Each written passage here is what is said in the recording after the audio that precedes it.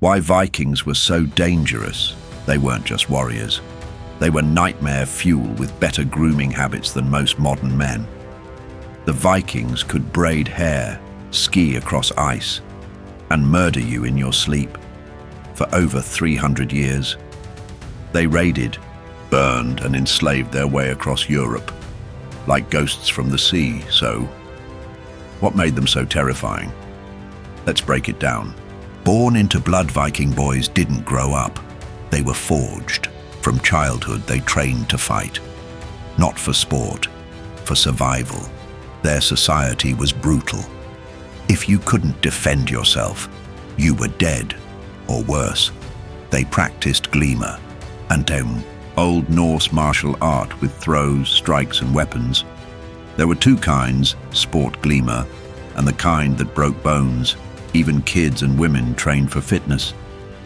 But Viking men, they trained for war, armed, always. There's a Viking poem that says, "Don't take a step without your weapon." And they meant it. Rich Vikings had it all: swords, axes, spears, bows, chainmail. Poorer ones had to settle for an axe or a wooden shield, but it didn't matter. They knew how to use whatever they had. Serving under a wealthy warrior meant better gear and a better shot at living through battle. The blade that shouldn't exist, one Viking weapon, still stumps modern science. The Ulfberht sword, insanely strong, perfectly forged, centuries ahead of its time.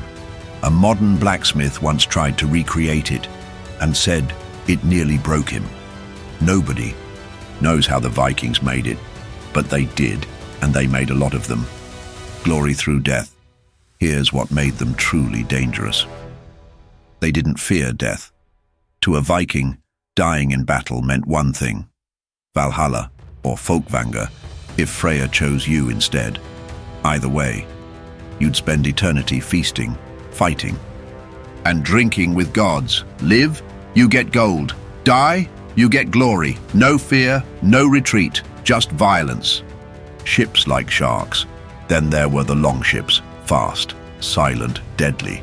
They could sail oceans or rivers and show up anywhere. Vikings would raid monasteries and towns, strike hard, loot fast, vanish before help arrived, and those dragon heads on their ships. They weren't for fun. They were meant to terrify. Even their shields and helmets were carved to send one message: run. They got smarter at first. They were raiders. Then they became conquerors. They invaded England, carved up France, left their mark on Russia. They didn't just fight together, they lived together. Boat crews shared everything: food, risk, treasure. Honor was everything. Cowards were shamed. Loyalty made them deadly. The monsters among them.